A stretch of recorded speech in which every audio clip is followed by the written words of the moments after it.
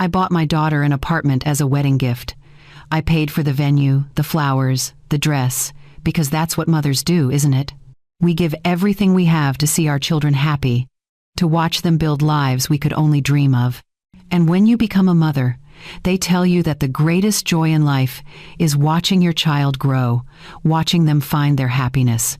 For most of my life, I believed that with every fiber of my being, I raised Caroline with everything I had.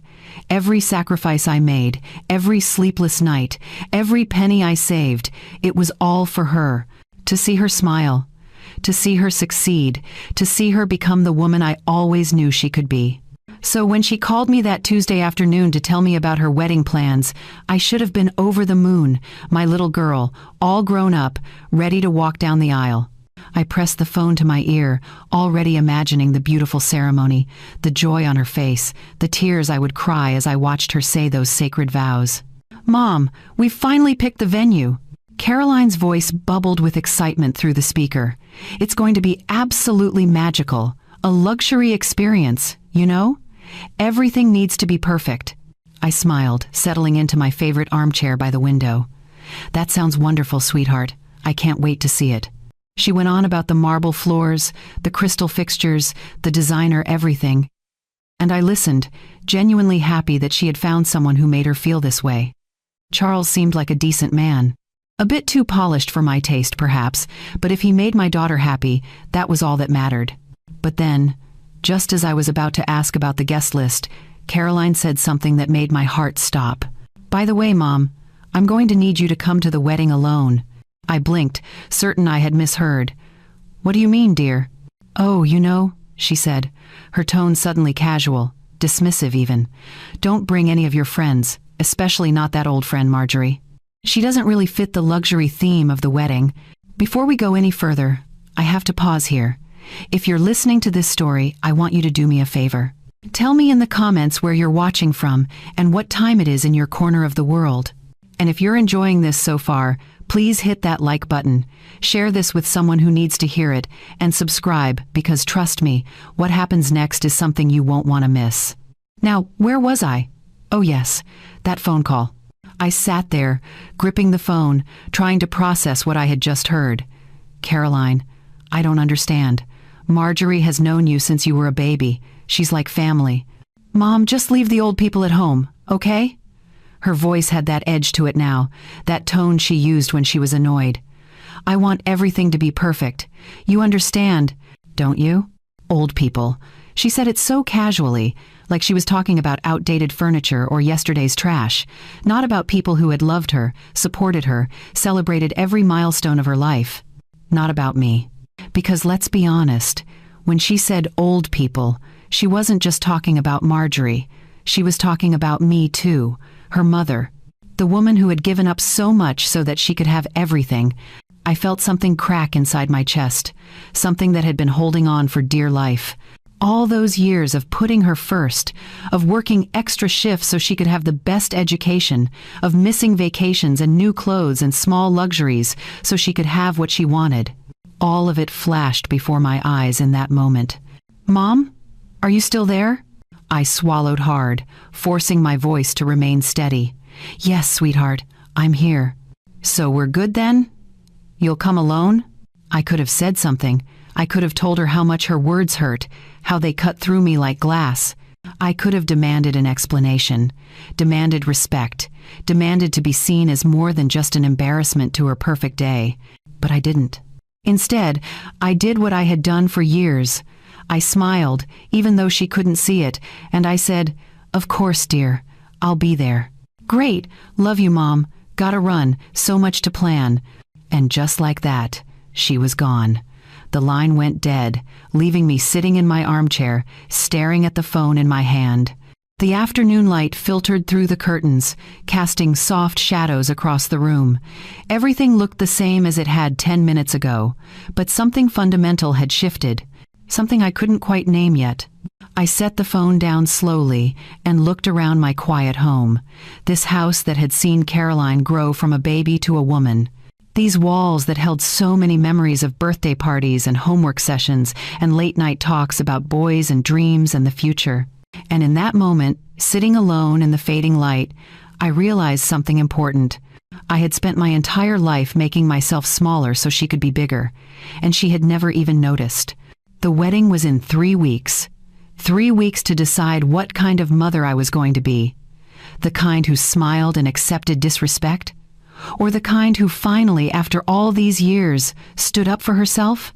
I sat there for a long time, thinking, planning, wondering what I was going to do about the daughter who had just told me I wasn't good enough for her perfect day. That night, sleep refused to come. I lay in bed staring at the ceiling, and memories came flooding back like an old film reel playing in my mind. Memories I hadn't allowed myself to revisit in years. I remembered Caroline at 6 years old, running through this very house with her hair in pigtails, laughing as she chased butterflies in the backyard. Back then, I was everything to her. Her hero, her protector, the person she ran to when the world felt too big and scary. When did that change? I got up and walked to my study, pulling out the old photo albums I kept on the bottom shelf. There she was, in her college graduation gown, beaming at the camera. I had worked 3 jobs that year to keep her in school. 3 jobs: the diner in the morning, cleaning offices in the afternoon, and weekend shifts at the grocery store. My body had screamed for rest, but I kept going.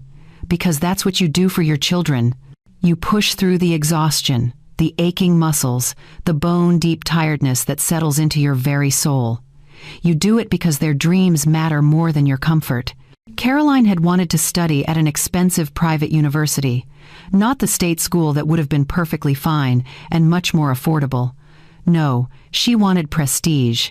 She wanted the name-brand education that would open doors. So I gave it to her. I turned the page and found a photo from her 21st birthday. She was surrounded by friends at some fancy restaurant downtown. I wasn't in the picture. I had been working that night, trying to pay off the credit card bill from her spring break trip to Europe. The trip she said everyone in her sorority was taking, and she couldn't possibly miss it. When had I become so invisible? I closed the album and walked to the kitchen, making myself a cup of tea. The house felt enormous in the quiet darkness, too big for one person, too full of memories that now felt hollow. There had been signs, of course. Small things I had brushed away, convinced myself didn't matter. Like the time she brought Charles home to meet me for the first time. She had called ahead with specific instructions about what to serve, what to wear, how to present myself. Just keep it simple, Mom. Nothing too homey or old-fashioned. I had laughed it off then. Young people and their strange ideas about sophistication. Or the Christmas 2 years ago when she gave me a gift certificate to a spa, along with a pamphlet about age-appropriate fashion. She had smiled sweetly and said, "I just want you to feel confident.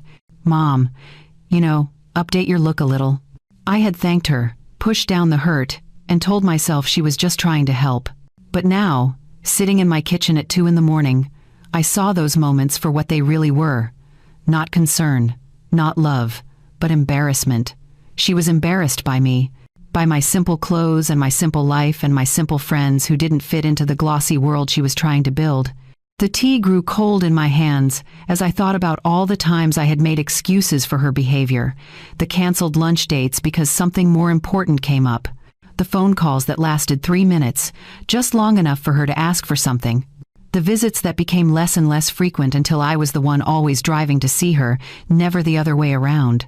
I had told myself she was busy. Young people are always busy, always moving, always building their lives. It's natural. It's normal. But it wasn't normal to tell your mother not to bring her friends to your wedding.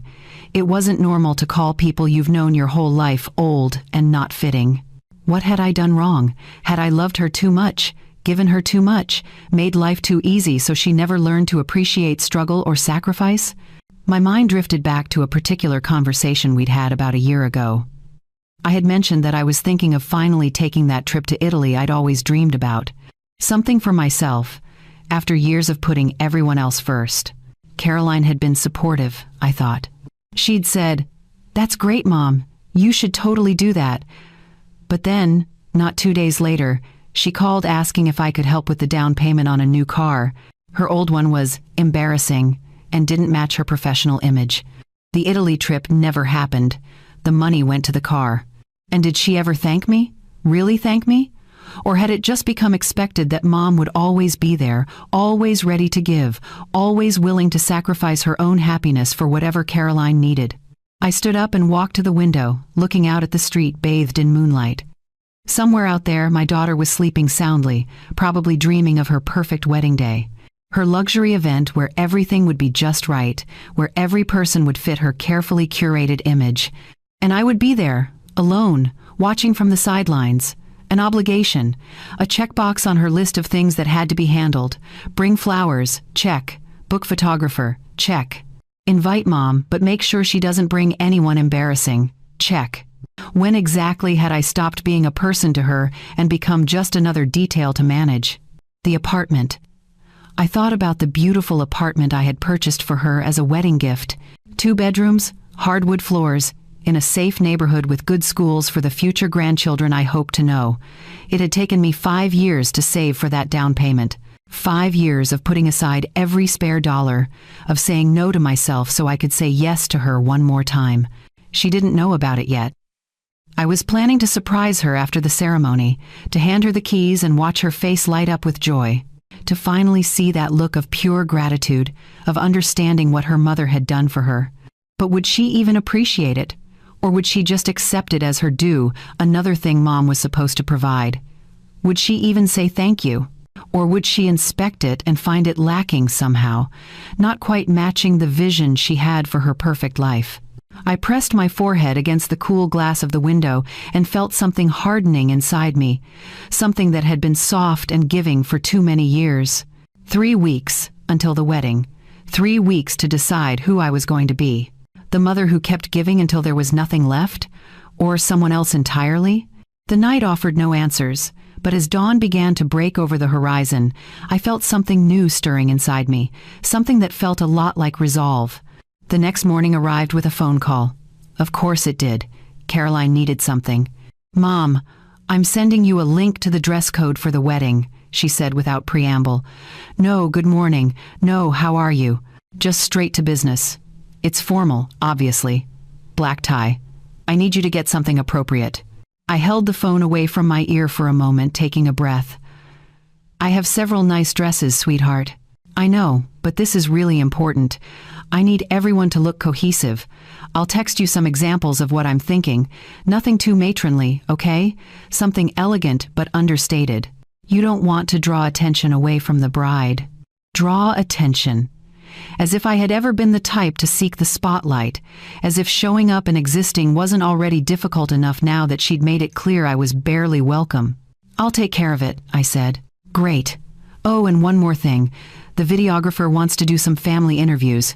You know, parents talking about the couple, that sort of thing. But I was thinking maybe we skip that? It might be too emotional and I don't want the video to feel too sentimental.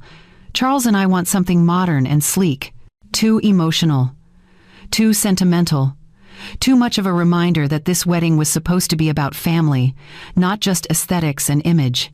Whatever you think is best," I heard myself say, and hated how small my voice sounded.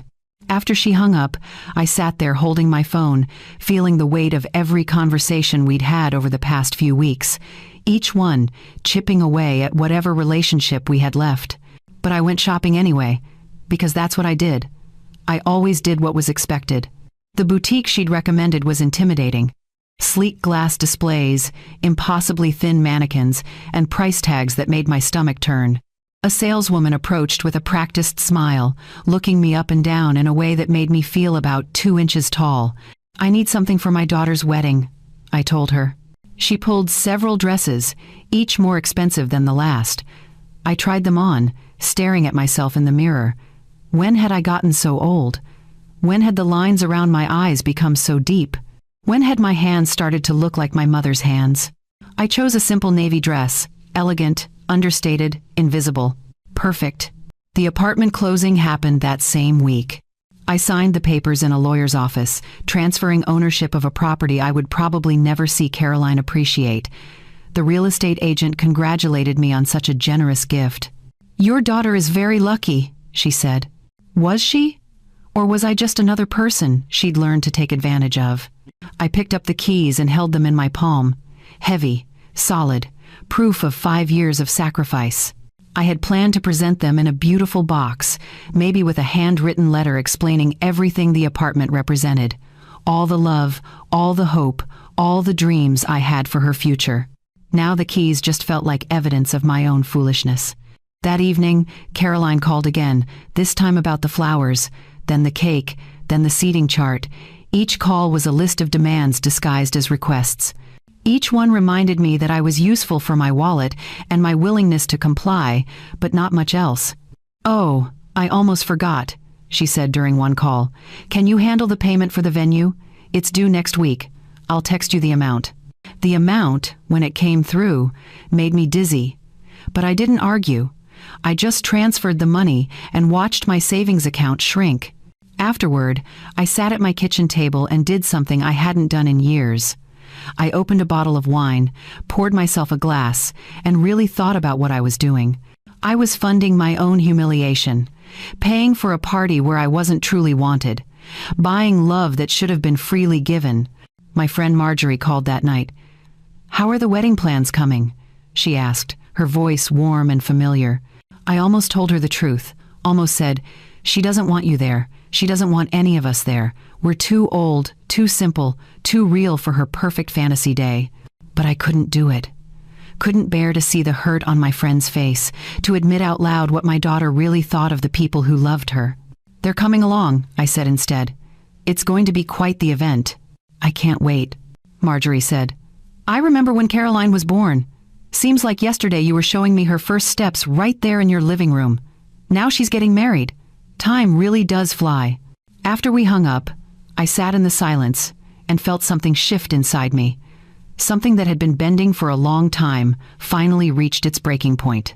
I thought about the wedding, the venue I'd paid for, the flowers I'd purchased, the dress Caroline would wear, which I'd also helped fund. All of it designed to create her perfect day, her perfect image. And somewhere in the middle of all that perfection, I would sit alone, a reminder of everything she wanted to leave behind. No. Something whispered in the back of my mind. No, that's not how this is going to go. I walked to my computer and started doing something I never thought I would do. Research, planning, thinking through possibilities I'd never allowed myself to consider. If Caroline wanted a perfect wedding, a flawless event where everything went according to her carefully planned vision, then she would get exactly that, right up until the moment she didn't. I spent hours that night exploring options, making phone calls to unusual vendors, asking questions that probably raised eyebrows. But I didn't care anymore. The part of me that cared about being proper and polite and accommodating had finally gone quiet. What emerged in its place was someone I barely recognized, someone who had been pushed too far, someone who was done being invisible. The wedding was 2 weeks away now. 2 weeks to finalize my plans. 2 weeks for Caroline to continue treating me like an afterthought. She had no idea what was coming. How could she? She'd never bothered to learn who I really was beneath the compliant smile and the open wallet. That was going to be her first mistake. But it wouldn't be her last. I closed my laptop as the sun began to rise, feeling more awake than I had in years. The pieces were starting to fall into place. The stage was being set. Caroline wanted perfection. She was about to learn that perfection is just an illusion, and illusions have a way of shattering when you least expect it. The morning of the wedding arrived with clear skies and perfect weather. Of course it did. Caroline had probably ordered it that way. I woke early, took my time getting ready. The navy dress fit well, as invisible as I'd intended. I did my hair simply, applied minimal makeup. Everything about my appearance screamed appropriate and forgettable, just what she wanted. But underneath that carefully constructed exterior, my heart was beating steady and strong. Because today wasn't just about what Caroline wanted anymore. I drove to the venue alone, just as instructed. The building rose up before me like something out of a magazine spread. All glass and modern architecture, perfectly manicured gardens, and a fountain that probably cost more than my car. My money had helped pay for all of this. Every elegant detail, every expensive flourish. The parking lot was already filling with luxury vehicles. I found a spot near the back, taking a moment before I got out. This was it, the day I'd been preparing for, the day everything would change. I grabbed my purse, checked my reflection one last time, and walked toward the entrance. Inside, the venue was even more impressive. Marble floors stretched out endlessly, reflecting the light from massive windows. White roses and orchids adorned every surface, their fragrance filling the air. Everything was pristine, perfect, expensive. Staff members in crisp uniforms directed guests toward the ceremony space. I followed the flow of people, recognizing no one. These were Caroline's friends, Charles's colleagues, people from a world I'd never been invited to join. I spotted Caroline's future mother-in-law near the entrance, holding court with a group of similarly dressed women. Designer handbags, perfect hair, that particular laugh that wealthy people seem to cultivate. She glanced my way briefly, her eyes sliding over me without recognition or interest. I might as well have been part of the furniture. The ceremony space took my breath away, I had to admit. Rows of white chairs faced an elaborate archway covered in more flowers than I'd ever seen in one place. The aisle was lined with candles in glass holders, creating a pathway that looked like something from a dream. An usher approached me. Young, handsome, clearly hired for the aesthetics. "Bride or groom?" he asked with a practiced smile. "Bride," I said. "I'm her mother." Something flickered across his face. "Surprise, maybe." He glanced down at his seating chart, clearly confused. "Oh, I'm sorry. I didn't realize. Let me find your seat." He led me to a chair, not in the front row where mothers typically sit, not even in the second row. Third row, off to the side, partially obscured by one of the massive flower arrangements. "Here you are," he said cheerfully, oblivious to the insult. I thanked him and sat down, smoothing my dress. Around me, guests were chatting, laughing, taking photos of the elaborate setup. I watched them all, these people who fit Caroline's vision of perfection. Not a gray hair out of place, not a simple dress in sight, not a single person who might be considered old or not fitting. More guests arrived. I recognized a few faces from photos Caroline had posted online, her college friends, all looking like they'd stepped off a runway. Charles's groomsmen, confident and polished. Everyone young, attractive, successful. Everyone except me. Music began to play softly. The ceremony was about to start. I watched as Charles took his position at the altar, flanked by his groomsmen. He looked nervous, excited. Did he know what kind of woman he was marrying? Did he see past the beauty and the charm to the cold calculation underneath? Or maybe he was exactly like her. Maybe they deserved each other. The music changed, signaling the start of the processional. Bridesmaids began their walk down the aisle, each one more glamorous than the last. Perfect smiles, perfect posture, perfect everything. Then the doors at the back opened wider, and there she was, Caroline. I had to admit, she looked stunning. Her dress must have cost a fortune.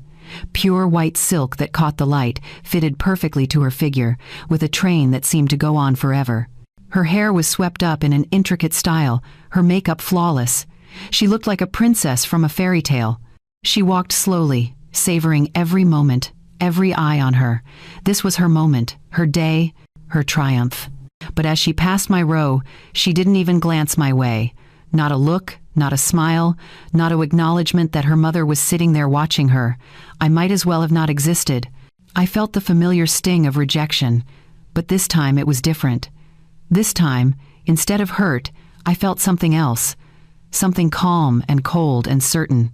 She reached the altar and took Charles's hands. The officiant began speaking about love and commitment and partnership, words that sounded hollow in this space that was more about appearance than meaning. I sat there, hands folded in my lap, face neutral, while inside I was counting down, waiting, preparing. Caroline thought today was her perfect day, her carefully orchestrated event where everything would go exactly as planned. Where she would be the center of attention, the star of her own show, surrounded by people who matched her aesthetic vision. She thought she had controlled every detail, managed every element, eliminated every potential embarrassment. What she didn't know was that the biggest detail of all was sitting in the third row, wearing a forgettable navy dress, watching and waiting. The ceremony continued. Vows were exchanged, Rings were placed on fingers. The officiant pronounced them husband and wife. Charles kissed Caroline, and the guests erupted in applause. Everyone stood as the happy couple walked back down the aisle together. Caroline was glowing, radiant with triumph. This was everything she'd wanted, everything she'd worked for, everything she'd been willing to hurt people to achieve. As they passed me, I allowed myself a small smile, just a tiny one, because Caroline had taught me something valuable over these past few weeks. She'd taught me that sometimes love isn't enough. Sometimes respect matters more. And when respect is gone, when you've been dismissed and diminished and treated like you don't matter, sometimes the only response is to show them exactly what they've lost. The guests began filing out toward the reception space. I stood slowly, taking my time, in no hurry. Let them go ahead. Let them settle in. Let Caroline bask in her moment of glory. Because very soon, that glory was going to dim. And when it did, I wanted to make sure I had a perfect view. The reception hall was even more extravagant than the ceremony space. Round tables draped in silk, centerpieces that looked like small gardens, and a head table positioned on a raised platform so everyone could admire the newlyweds. Of course, I found my assigned seat, naturally at a table near the back with people I'd never met, distant relatives of Charles, judging by their conversation. They nodded politely when I sat down but quickly returned to their own discussions, leaving me in comfortable anonymity, which was exactly where I wanted to be. Waiters circulated with champagne and hors d'oeuvres that probably cost more per bite than my weekly grocery bill. Classical music played softly in the background. Everything was proceeding exactly as Caroline had planned. Smooth, elegant, perfect. I sipped my water and watched. Caroline and Charles made their grand entrance to enthusiastic applause. They moved to the dance floor for their first dance, spinning and swaying while guests pulled out phones to capture the moment. Caroline's dress caught the light beautifully. Her smile was radiant. She looked like she'd won the lottery. After the dance, they took their seats at the head table. Speeches began. The best man told funny stories about Charles. The maid of honor gushed about how Caroline had always known exactly what she wanted and always got it. That part was certainly true. I checked my watch discreetly. Any moment now. The speeches wrapped up and dinner service began. Multiple courses, each more elaborate than the last. The guests were thoroughly enjoying themselves, laughing and toasting and celebrating. Caroline surveyed it all from her throne, looking pleased. Everything was going according to plan. Her plan. Then I saw it. The door at the side of the hall opened, and a staff member entered, pushing something large covered in gold wrapping paper. A gift, by all appearances. An enormous one. The room began to quiet as people noticed. Heads turned. Whispers started. "Oh my goodness, what is that?" someone at my table said. The staff member rolled the large box toward the center of the room, positioning it between the tables and the head table. It was at least 6 feet tall, wrapped beautifully with an oversized bow on top. Caroline's face lit up with curiosity and delight. She loved gifts, loved being the center of attention, loved surprises that made her look special. Charles leaned over to whisper something to her. She shrugged, smiling, clearly pleased by this unexpected addition to her perfect day. The staff member stepped back, and another approached with a microphone. "A special delivery for the bride," he announced. "A gift from someone who loves you very much." Caroline stood up, smoothing her dress, basking in the attention as all eyes turned to her and the mysterious package. She walked down from the platform, her heels clicking on the floor, and approached the box. "Shall we see what's inside?" she called out to the guests, playing to the crowd. Everyone clapped and cheered. Phones were raised, ready to capture whatever surprise awaited. Caroline reached for the bow, tugging at it playfully. The ribbon fell away. She grasped the top of the wrapping paper and pulled. For a moment, nothing happened. The paper fell away, revealing a large wooden crate underneath. Then the latch released. What happened next was beautiful chaos. The first chicken burst out with a squawk that echoed through the elegant hall. Then another, and another. Within seconds, dozens of chickens were exploding from the box in a flurry of feathers and frantic clucking. The room erupted. Guests screamed and jumped back from their tables. Chickens ran in every direction, wings flapping, knocking over centerpieces and scattering across the polished floor. One landed directly on the dessert table, sending a cascade of pastries tumbling. Another flew straight toward the head table, scattering the carefully arranged place settings. Caroline stood frozen, her mouth open in shock, as a particularly large hen ran directly at her. It jumped, talons catching on the delicate fabric of her dress, leaving muddy prints on the pristine white silk. She shrieked, trying to bat it away, but the chicken was determined. It flapped and squawked, tangling itself in her train. More chickens followed, attracted by the commotion, until Caroline was surrounded by a tornado of feathers and noise. Charles tried to help, grabbing at the birds, but they were too quick. One pecked at his hand, and he yelped, pulling back. The guests were in full panic mode now. Women in expensive dresses were climbing onto chairs. Men were trying to shoo the birds away with napkins. The waitstaff looked completely overwhelmed, unsure whether to chase chickens or continue serving dinner. I sat at my table, perfectly still, watching it all unfold. I took a small sip of my water, allowing myself the tiniest smile. Caroline was spinning now, trying to free her dress from the chickens, her perfect hair coming loose from its pins. Her makeup was starting to run with tears of frustration. The beautiful, composed bride had disappeared, replaced by someone frantically fighting off farm animals in front of 200 guests. "Get them off me!" she screamed. "Somebody do something!" Staff members were trying, really they were, but catching chickens in a formal reception hall while wearing tuxedos was proving more difficult than anticipated. Every time they cornered one, 2 more would escape in another direction. A chicken jumped onto the wedding cake, and the entire top tier toppled over, frosting splattering across the floor. Another found its way to the gift table, knocking over carefully wrapped packages. The classical music had stopped. The only sounds now were squawking, screaming, and the frantic scrambling of feet and wings across marble. I watched Caroline's face transform from shock to horror to rage. She was looking around wildly, trying to understand what had happened, how this could have gone so wrong. Her eyes swept the room, landing on various guests, searching for answers. But she didn't look at me. Not yet. She still had no idea. That was fine. I could wait. Because this was just the beginning. After all, I had one more surprise waiting, one that would make the chicken seem like nothing more than an amusing appetizer. The main course was yet to come. It took nearly 20 minutes to wrangle the last of the chickens. By that time, Caroline's dress was ruined, her hair was a disaster, and her composure had completely shattered. She stood in the middle of the hall, shaking with fury, demanding answers that no one could give her. "Who did this?" she kept saying, her voice rising with each repetition. Who would do this? Charles tried to calm her, but she pushed him away. The guests had returned to their seats, murmuring amongst themselves, some barely suppressing laughter. This was not the elegant affair they'd been promised. This was turning into a spectacle. Caroline retreated to the head table, someone draping a shawl over her stained dress. She was trying to salvage what remained of the evening, forcing a smile that looked more like a grimace. The DJ was attempting to restart the music, to bring back some sense of normalcy. That's when the lights dimmed. The room fell silent.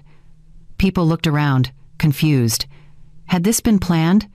Was this part of the evening's entertainment? The massive screen behind the head table, the one that had been displaying romantic photos of the couple all evening, suddenly flickered to life with something new. A video. And there, filling the screen in crystal clear quality, was Caroline, my daughter, sitting in what looked like a coffee shop, talking to her maid of honor. The audio crackled to life, and Caroline's voice filled the hall. "I mean, I love my mom, but she's just so basic, you know? I can't have her bringing those people to my wedding. Can you imagine Marjorie in her discount store clothes standing next to our guests? It would be mortifying." The room went completely still. You could have heard a pin drop. "On screen," Caroline continued, oblivious to the fact that she was being recorded.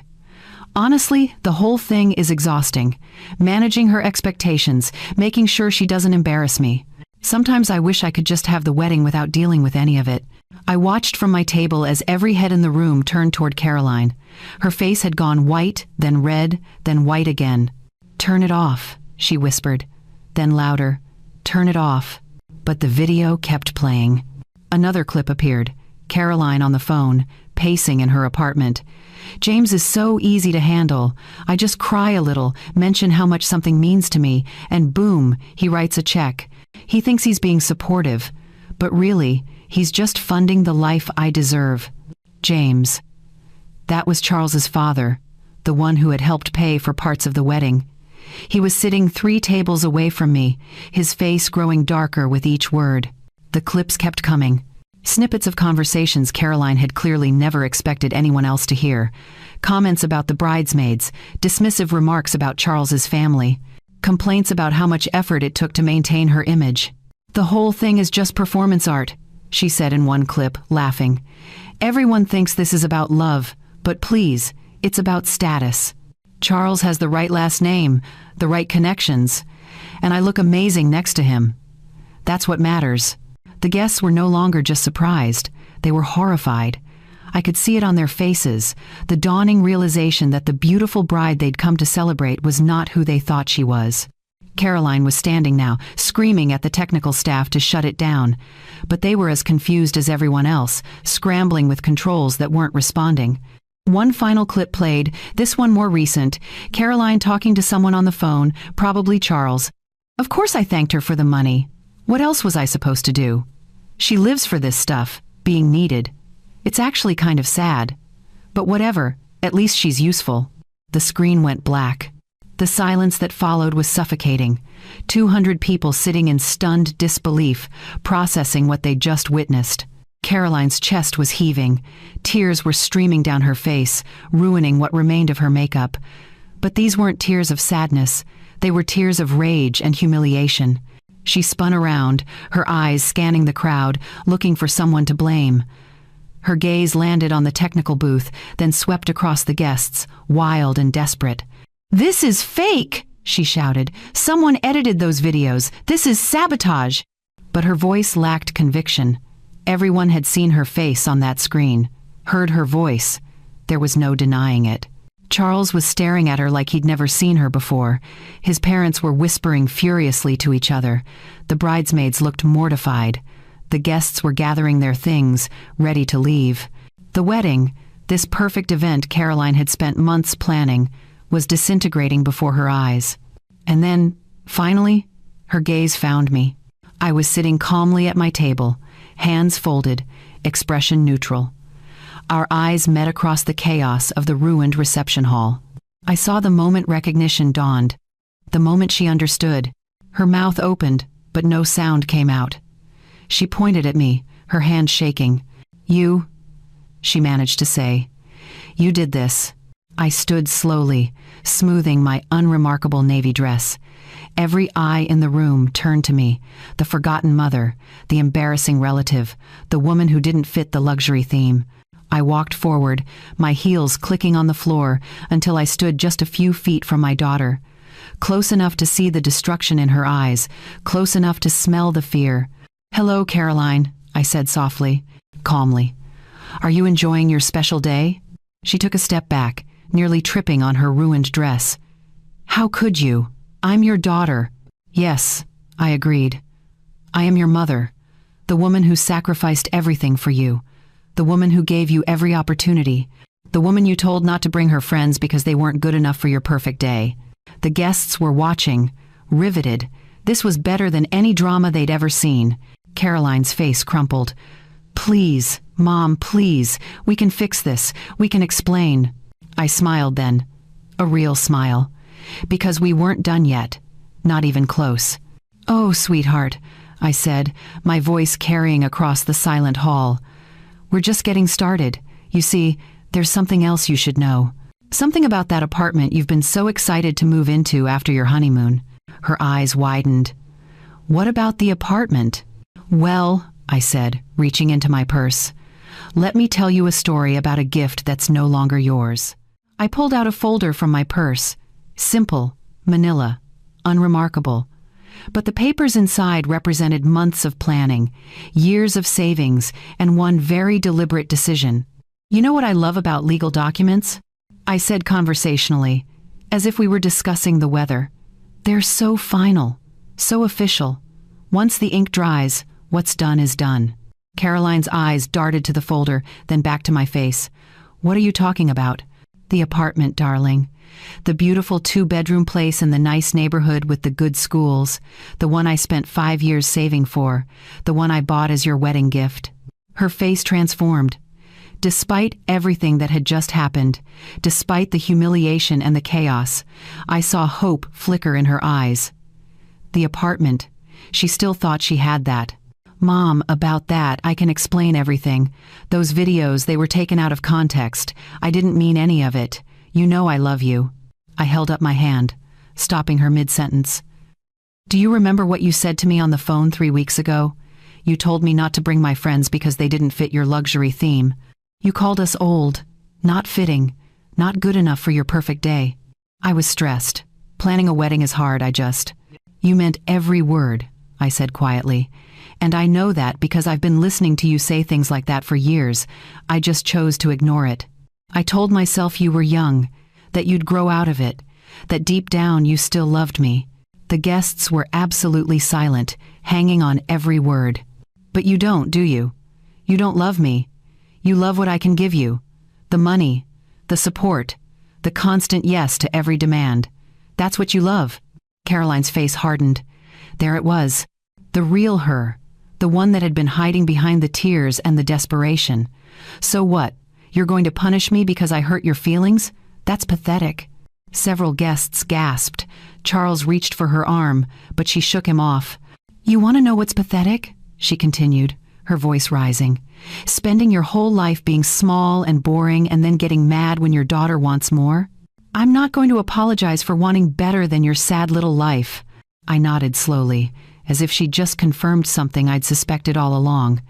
Thank you for that, for being honest, finally. I opened the folder and pulled out the documents inside. These are the transfer papers for the apartment, signed this morning, actually, notarized and filed with the county. Caroline's eyes widened. You're giving me the apartment now? Here? No, sweetheart. I'm showing you where it went. I held up the papers so she could see the letterhead. Homes for Hope, it read, a nonprofit organization that provides housing for struggling families. I transferred the entire property to them. The apartment you were planning to move into, the one you probably already bragged to your friends about, it's going to house a family who actually needs it. A family who will appreciate it. A family that understands the value of sacrifice and gratitude. The color drained from Caroline's face. You can't. That's mine. You promised. I promised nothing. It was going to be a gift. But gifts are given out of love, and they're accepted with grace and gratitude. You've shown neither. She lunged forward, trying to grab the papers from my hands, but Charles caught her, holding her back. She struggled against him, her carefully constructed image completely shattered. That apartment is worth over $300,000. You can't just give it away. I can. And I did. Just like I gave you everything else. Your education, your opportunities, this wedding. The difference is, those other families will actually say thank you. The reality was sinking in now. I could see it in her eyes. Not just the loss of the apartment, but the loss of everything it represented. Security, status, the ability to tell her friends she'd received such an extravagant gift. James, Charles's father, stood up from his table. I think we're done here. He looked at his son. Charles, we're leaving. I suggest you think very carefully about what kind of family you've married into. Other guests started to rise, gathering their belongings. The party was over. Wait, Caroline called out, her voice breaking. Please, this is all a misunderstanding. We can still salvage this. The reception can continue. But they weren't listening. They'd seen enough. The videos, the chickens, the revelation about the apartment. This wasn't the fairy tale wedding they'd come to celebrate. This was a disaster. Caroline turned back to me, desperation replacing anger. Please, Mom, please. I'm sorry. I'll do better. I'll change. Just give me the apartment. Please don't do this. Do you know what the hardest part of all this was? I asked, my voice soft but clear enough for everyone still remaining to hear. It wasn't planning the chickens or recording your conversations or transferring the apartment. It was accepting that my daughter, The little girl I raised, the person I loved more than anything, had turned into someone I didn't recognize, someone I didn't particularly like. Her face crumpled, but I wasn't finished. "You taught me something valuable, Caroline. You taught me that sometimes love isn't enough. Sometimes people need consequences. They need to understand that actions have outcomes, that treating people poorly will eventually catch up to them." I put the papers back in my purse and closed it with a decisive snap. "Enjoy your marriage," I said. "I hope Charles now knows exactly who he married. And I hope you enjoy living in whatever apartment you can afford on your own, without my help." I turned to leave, my back straight, my head high.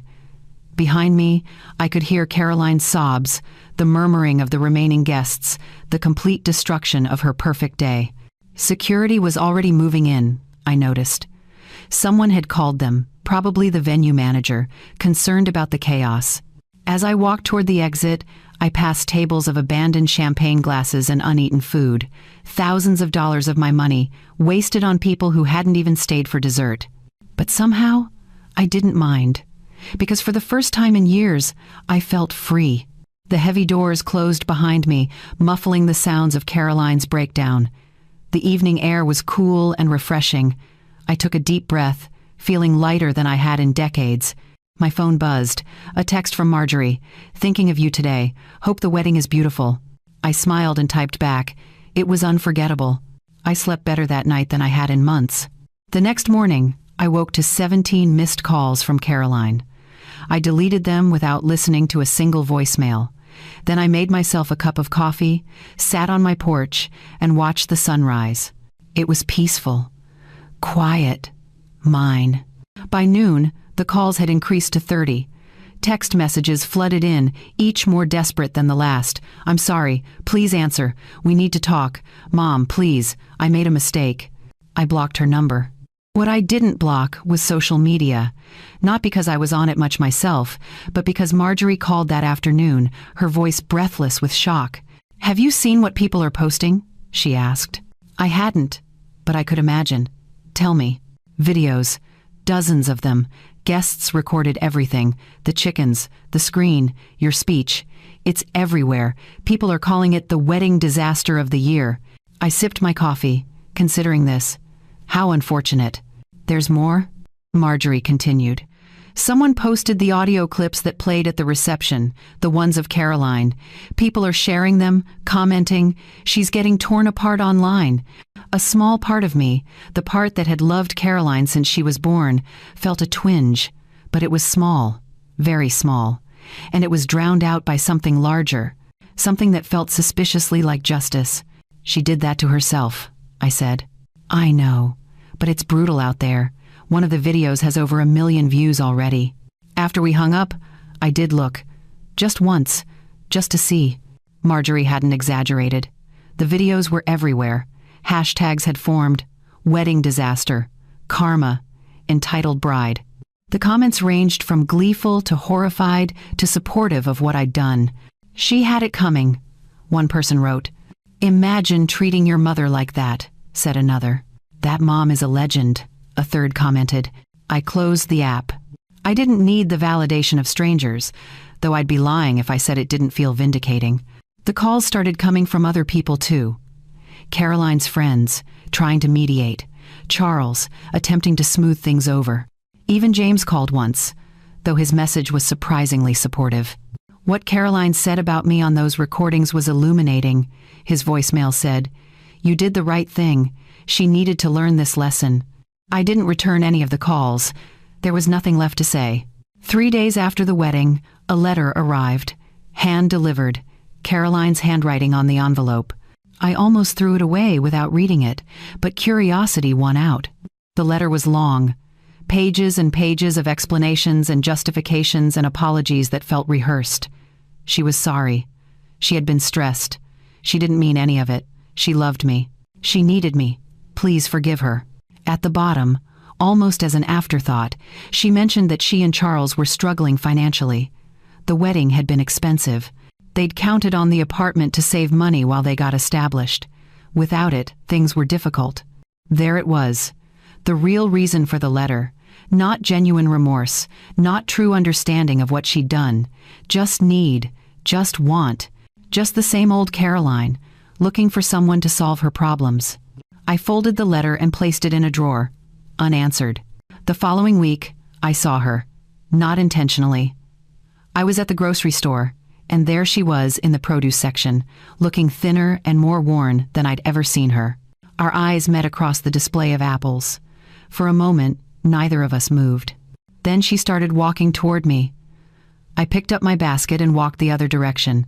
I heard her call out, "Mom, please," but I didn't turn around. I finished my shopping quickly and left. That night, she showed up at my house.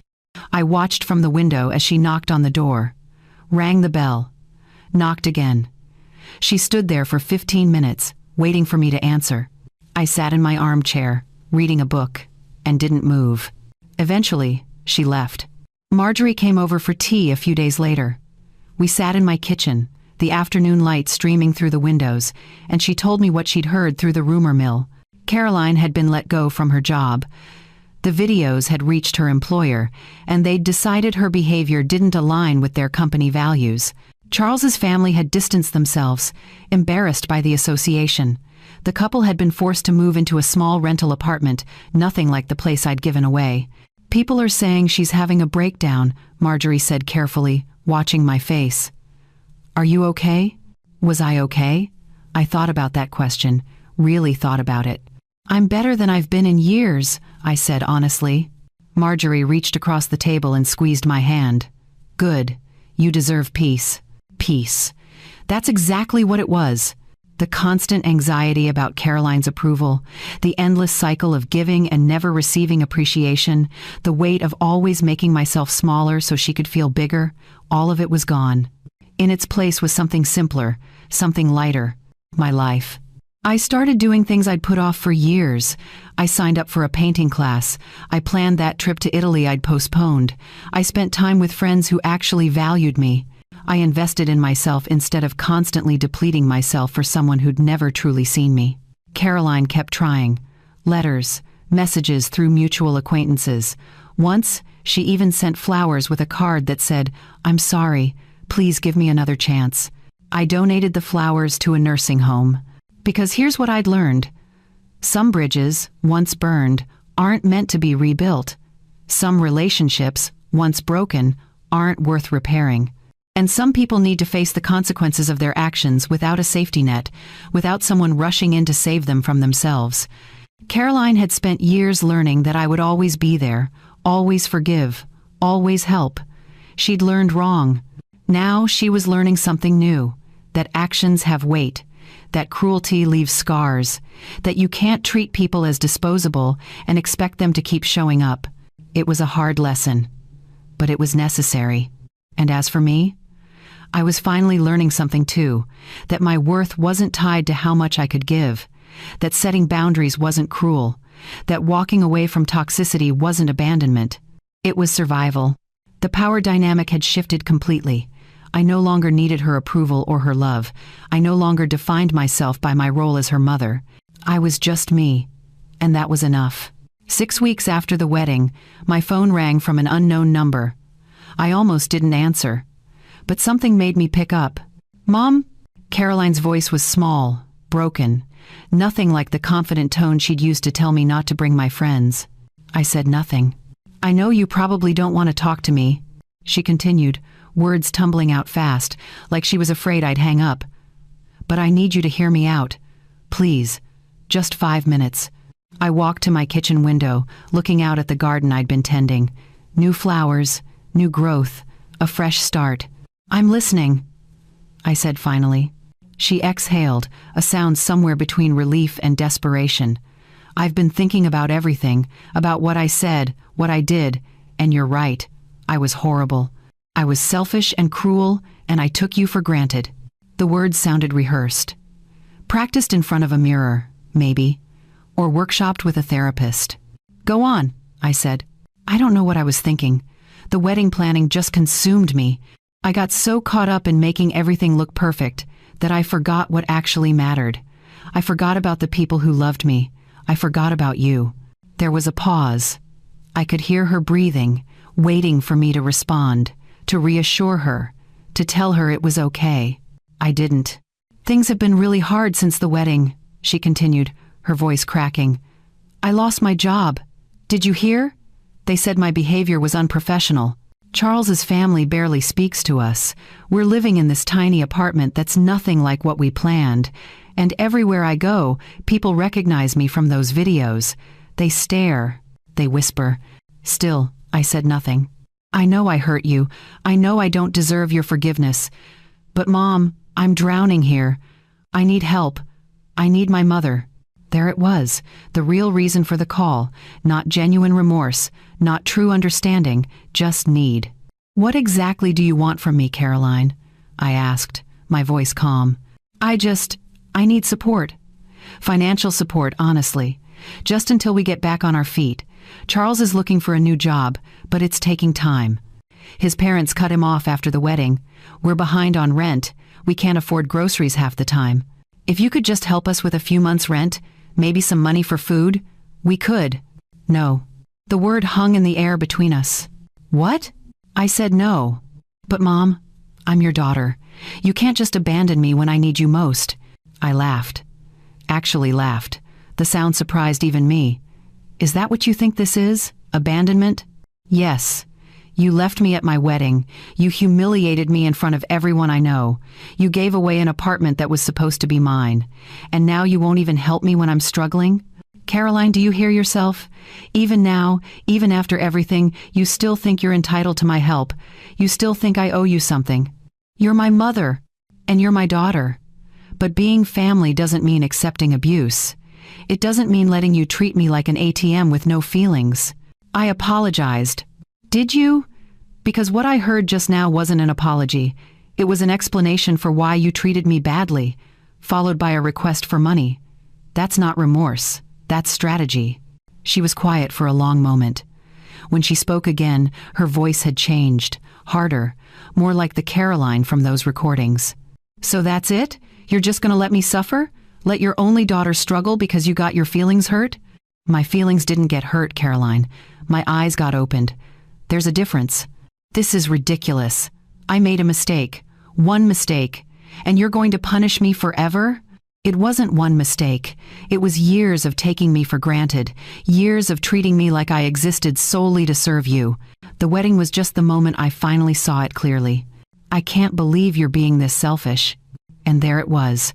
The real Caroline, emerging now that the performance hadn't worked. I was selfish for not giving her money, selfish for having boundaries, selfish for refusing to continue being used. You want to know what's really sad? I said quietly. You called me because you need something, not because you miss me, not because you've genuinely reflected on your behavior, but because you need money. If you'd won the lottery last week, would you have called at all? Silence. That's what I thought. Mom, please, I'm begging you. I'll do anything. I'll be better. I'll prove it to you. Just please, help me this one time. No, Caroline, you need to figure this out on your own. You need to learn that actions have consequences, that people aren't infinite resources to be tapped whenever convenient. I hate you. The words should have stung. Once upon a time, they would have devastated me. But now they just sounded empty, like a child throwing a tantrum. You don't hate me, I said. You hate that I'm not doing what you want. There's a difference. If you don't help me, I'll never forgive you. You'll never see me again. You'll never meet your grandchildren. Threats now. The final tool in her arsenal. If I never hear from you again unless I pay for the privilege, then we didn't have a real relationship anyway. We had a transaction. And Caroline, I'm done making transactions that only benefit you. You're going to regret this. The only thing I regret is not doing this sooner. I hung up before she could respond. My hand was steady as I set the phone down. My heart was calm, because somewhere in that conversation, I'd heard the truth that I'd been avoiding for years. Caroline didn't love me. She loved what I could provide, and when I stopped providing, the love disappeared like smoke. That wasn't my daughter speaking. That was a stranger who happened to share my blood, and I didn't owe strangers my savings, my peace, or my life. The phone rang again immediately. The same unknown number. I declined the call and blocked it. Then I made myself dinner, something I actually enjoyed instead of something quick between obligations. I ate slowly, savoring each bite, in a house that felt more like home than it had in years. Caroline would have to save herself this time. And maybe, just maybe, that would be the best thing that ever happened to her. Or maybe it wouldn't. Either way, it was no longer my problem to solve. 3 months passed. Autumn arrived, bringing cooler weather and changing leaves. I enrolled in that painting class I'd been thinking about. Terrible at it, honestly, but I enjoyed trying. That was the point. Marjorie and I took a weekend trip to the coast. We walked on the beach, ate fresh seafood, and laughed about nothing in particular. It was glorious. I didn't think about Caroline much anymore. When I did, it was with a strange detachment, like remembering someone from a past life. Then one afternoon, I received an email from Charles, of all people. The subject line read, "About Caroline." I almost deleted it, but something made me open it instead. "Mrs. Patterson," it began formally. "I know you and Caroline aren't speaking, and I respect your boundaries, but I thought you should know what's happening. Caroline has been struggling significantly. The job loss hit her harder than she let on. She's applied to dozens of positions but keeps getting rejected. I think employers are finding the videos online. Her social media presence has made her unhireable in her field. Our marriage is strained. My parents won't help us financially, and we're barely making rent each month. I'm not asking you to fix anything. I just thought you should know. Charles." I read it twice, then closed my laptop. Part of me felt sympathy. A small part. The maternal instinct that never fully disappears, no matter how much someone hurts you. But the larger part, the part that had finally learned to protect itself, felt nothing but certainty. This was not my problem to solve. 2 weeks later, Caroline showed up at my painting class. I saw her through the window before she entered. She looked different. Thinner, yes, but also somehow diminished, like someone had turned down her brightness. She waited outside until the class ended, then approached me as I packed up my supplies. "Mom." I continued packing, not looking at her. "Caroline, can we talk, please?" The other students were filing out, glancing at us with curiosity. I didn't want a scene. "Walk with me," I said. We walked to a nearby park in silence, found a bench away from the playground where children were shrieking with laughter. "I'm not here to ask for money," Caroline said immediately. "Good, because the answer would be no." She flinched but continued, "I'm here to ask for something different. A job. At your company." I turned to look at her fully for the first time. "Excuse me? I know you're on the board at the community center. I know they're hiring for the events coordinator position. I saw the posting online. I'm qualified. More than qualified, actually. I have experience in planning and coordination. I just need someone to vouch for me, to get past the background check issues." Background check issues, a polite way of saying her internet infamy had made her unemployable. "You want me to use my position to get you a job? I want you to give me a chance to prove I've changed, to show you I can be better. I've been thinking about everything, about what you said, and you were right. I was terrible to you.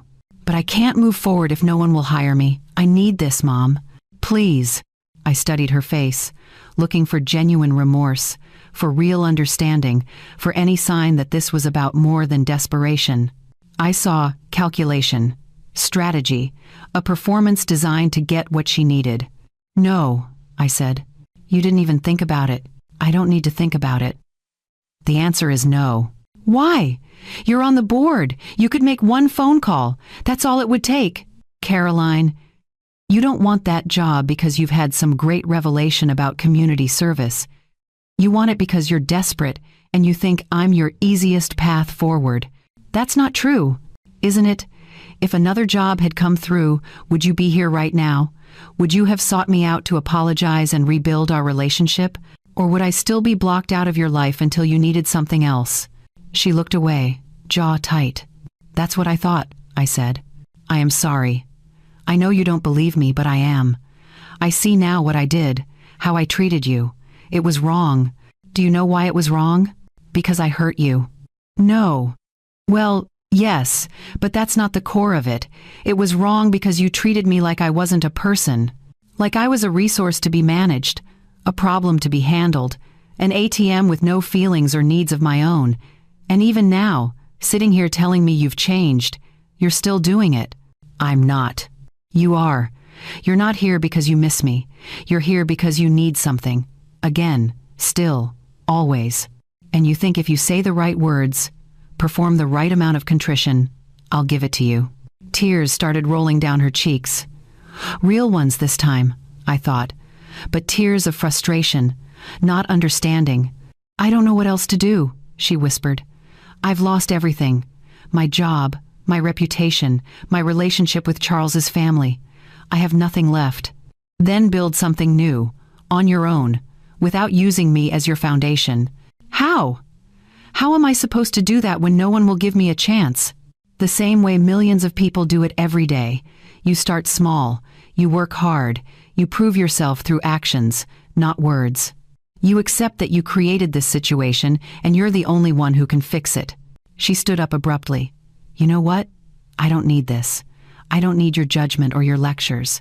I came here willing to humble myself, to beg if I had to, and you can't even help your own daughter. Helping you now would be hurting you. Can't you see that? Every time I've rescued you from consequences, I've taught you that your actions don't matter. That someone will always be there to clean up your messes. So this is for my own good? Is that what you're telling yourself? This is for both our good. You need to learn self-sufficiency, and I need to stop enabling your dependence. She laughed bitterly. Enabling? That's rich.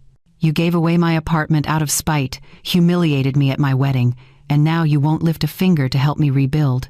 But sure, you're doing this for my benefit. Believe whatever you need to believe, Caroline. But my answer remains no. I won't use my position to get you that job.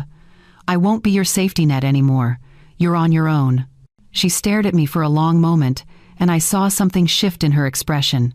The realization, perhaps, that I truly meant it, that no amount of tears or anger or manipulation would change my mind. I hope you can live with yourself, she said coldly. I'm living better than I have in years. She turned and walked away, her footsteps sharp against the pavement. I watched her go, waiting for the guilt to hit, for the maternal instinct to kick in and make me call her back. It never came. Instead, I felt lighter, clearer, like I'd finally put down a weight I'd been carrying for decades. I sat on that bench for a while longer, watching the children play, listening to their uncomplicated joy. Somewhere out there, Caroline was probably calling someone else, looking for another person to solve her problems. But it wouldn't be me. Not today, not tomorrow, not ever again. Winter came quietly. The first snow fell on a Tuesday morning, covering everything in a clean, white blanket. I stood at my window with coffee in hand, watching the world transform into something new. I'd always loved winter. The stillness of it, the way it forced everything to slow down and rest. That's what I was doing now. Resting. Really resting, for the first time in decades. The Italy trip happened in November. I spent 2 glorious weeks wandering through ancient streets, eating pasta that tasted like sunshine, and standing in front of art that made me cry for reasons I couldn't explain. I went alone, and it was perfect. In Rome, I met a woman named Barbara from Australia. We got lost together trying to find the Pantheon, ended up at a tiny restaurant that wasn't in any guidebook, and laughed until our sides hurt. We still email each other every few weeks. I never would have met her if I'd kept putting everyone else first, if I'd kept making myself small and manageable and convenient. The painting class progressed. I wasn't getting much better, but I didn't care. Mrs. Doreen, the instructor, said I had an interesting perspective.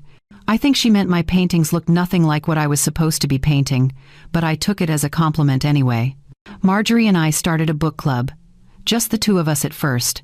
Then we invited a few other women from the community center. We met every other Thursday, drank wine, and talked about everything except the books. It was exactly what I needed. My house felt different now. Lighter. I'd redecorated Caroline's old room, turning it into a reading space with a comfortable chair and shelves for all the books I'd never had time to read. The photos of her childhood stayed in albums now, not displayed on every surface like shrines to a relationship that no longer existed. I'd learned something important during these months of silence, something I wished I'd understood years ago. Sacrifice is only noble if it's appreciated. If it's expected, demanded, taken for granted, then it's not sacrifice. It's just slowly erasing yourself for someone who doesn't notice. I'd spent Caroline's entire life erasing myself, making myself smaller so she could be bigger, quieter so she could be louder, less so she could be more. And for what? So she could grow up thinking that's how relationships work? That some people exist to serve while others exist to take? I'd done her no favors by teaching her that lesson. And I'd done myself even less. One afternoon, I volunteered at Homes for Hope, the organization that now owned the apartment I'd transferred. They were having an open house for potential families, and I wanted to see where my years of savings had gone. The apartment looked beautiful. They'd furnished it simply but warmly. A young woman named Teresa walked through with her 2 children, their eyes wide with hope. 3 bedrooms? She whispered to the coordinator like she couldn't believe it. 3 bedrooms, the coordinator confirmed. And the rent is subsidized based on your income. You'd be able to afford it. Teresa started crying. Her daughter, maybe 7 years old, tugged her hand. Does this mean we don't have to live in the car anymore, Mama? I had to step outside, not because I was sad, but because my chest felt too full. That apartment had been meant for Caroline, for someone who would have looked at it and found something to criticize, the wrong neighborhood, not quite trendy enough, smaller than she'd hoped. Instead, it was going to house this family. These people who understood the value of a safe place to sleep, who would appreciate every square foot. I'd made the right choice. I knew that now, with absolute certainty. The coordinator found me outside. Are you all right? I'm better than all right, I said, wiping my eyes. I'm exactly where I'm supposed to be. She smiled. You know, the donor who gave us this property changed 3 lives. That's not small. 3 lives, versus 1 person who wouldn't have valued it anyway. The math was simple. As weeks turned into months, people occasionally asked about Caroline. At the community center, at church, at the grocery store. How's your daughter? Is she married now? Do you have grandchildren yet? At first, I'd fumbled through explanations. We're not in touch. We're taking some space. It's complicated. But eventually, I settled on the truth. We don't have a relationship currently, and I'm okay with that. Some people looked shocked. Others nodded knowingly, like they'd had similar experiences with their own children. One woman squeezed my hand and said, "Good for you. Not enough mothers know when to let go." Letting go. That's what I'd done, wasn't it? Not out of anger or spite, but out of necessity, out of self-preservation. I'd let go of the daughter I'd imagined Caroline could be and accepted the person she actually was. And once I did that, once I stopped trying to force a relationship that only worked when I was giving and she was taking, everything became clearer. I wasn't angry anymore. That was the surprising part. I'd expected to carry rage and hurt for years, but instead, I felt calm, settled, at peace with decisions that had once seemed impossible. Setting boundaries wasn't cruel, walking away from toxicity wasn't abandonment, protecting my own well-being wasn't selfish. These were the lessons I'd learned too late to apply to raising Caroline, but not too late to apply to the rest of my life. I started saying no to things I didn't want to do, stopped volunteering for every committee that needed help, quit showing up to events out of obligation rather than genuine interest. And you know what happened? The world didn't end. People weren't angry. Most of them didn't even notice. Because here's the truth nobody tells you. When you're the person who always says yes, who always helps, who always sacrifices, people don't actually value you more. They just expect more. And expectations without appreciation are just weight you don't need to carry. I was 72 years old, and I was finally learning how to live for myself. It should have happened decades ago, but better late than never, as they say. The snow kept falling outside my window. Tomorrow I'd shovel the walk, maybe invite Marjorie over for lunch, continue reading that mystery novel I'd started. Simple things, peaceful things, mine. Caroline was somewhere out there, living her life, dealing with her consequences. And for the first time in her entire existence, I wasn't wondering how to fix things for her. She was on her own, and so was I. The difference was, I was exactly where I wanted to be. Spring arrived with unexpected warmth. The garden I'd been tending through winter began to bloom, splashes of color emerging from the thawed earth. I'd planted tulips, daffodils, and some wildflowers I'd never tried before. They were thriving. Funny how things grow better when you actually pay attention to them, when you give them what they need instead of what's left over after everyone else has taken their share. I was sitting on my porch one Saturday morning, coffee in hand, when a car pulled up. Not Caroline's, a modest sedan I didn't recognize. Charles stepped out. I set down my coffee, surprised but not alarmed. He looked different from the polished groom I'd seen at the wedding. More real, more worn, but in a way that suggested growth rather than defeat. "Mrs. Patterson," he said, approaching cautiously. "I hope I'm not intruding. I know you value your boundaries." "You can call me Helen," I said. "What brings you here?" He sat in the chair across from me, the one Marjorie usually occupied during our morning visits. "I wanted to update you, and to thank you." "Thank me?" "For the wake-up call. Both of us needed it. I just didn't realize it at the time." I waited for him to continue. "Caroline and I are divorcing," he said simply. "It's amicable, or as amicable as these things can be. We both realized we'd built our relationship on image rather than substance. When the image shattered, there wasn't much left underneath." "I'm sorry to hear that," I said, and meant it. Not sorry for the divorce itself, but sorry that two people had wasted time on something hollow. "Don't be. It's the best thing for both of us. I've moved back home, working with my father's company, taking time to figure out who I actually am instead of who I thought I should be." He paused. "Caroline is doing the same, in her own way." "How is she?" The question surprised me as much as it probably surprised him. I didn't need to know, didn't owe her my concern, but some small part of me, that stubborn maternal instinct, still wondered. "She's working," Charles said. "Nothing glamorous. She's waiting tables at a diner downtown, living with a roommate. It's been humbling for her. But I think she's starting to understand what you were trying to teach her." "Starting to understand isn't the same as understanding." "No," he agreed, "but it's something. She asked me not to tell you where she is or what she's doing. She's embarrassed, I think. Ashamed." "Good," I thought, but didn't say. Shame was useful when it led to growth, toxic when it led to blame. "I'm not here to plead her case," Charles continued. "I just thought you deserved to know she's alive and she's trying. Whether that matters to you or not is entirely your decision." "It doesn't," I said gently. "Not because I wish her harm, but because her journey isn't mine to manage anymore. If she becomes someone different, someone better, that's wonderful. But it's not my responsibility to witness or validate it." He nodded, understanding in his eyes. "You're stronger than I gave you credit for. At the wedding, I thought you were being vindictive, but you were just protecting yourself." "Those two things aren't mutually exclusive," I said with a slight smile. "But yes, I was protecting myself, finally." We talked for a few more minutes. He told me about his plans, his hopes for a different kind of life than the one he'd been pursuing. I wished him well, and I meant it. After he left, I sat on my porch a while longer, thinking about Caroline, waiting tables, living with a roommate, building a life from scratch. Part of me wanted to feel satisfaction. See? Consequences, justice, karma. But mostly I felt nothing.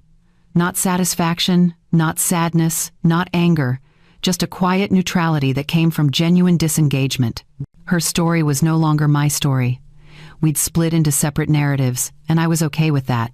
That afternoon, I drove to Homes for Hope again. Teresa and her children had moved into the apartment, and they'd invited volunteers to a celebration dinner. The apartment smelled like garlic and home cooking. The children's artwork covered the refrigerator. Teresa had planted herbs in pots on the windowsill. "This place saved us," she told me, not knowing I was the donor.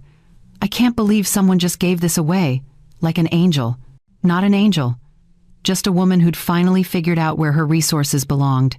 Driving home, I thought about revenge. That's what this whole story started as, wasn't it? Revenge against a daughter who dismissed and humiliated me. But somewhere along the way, it had transformed into something else, something bigger, liberation. I hadn't just gotten revenge on Caroline.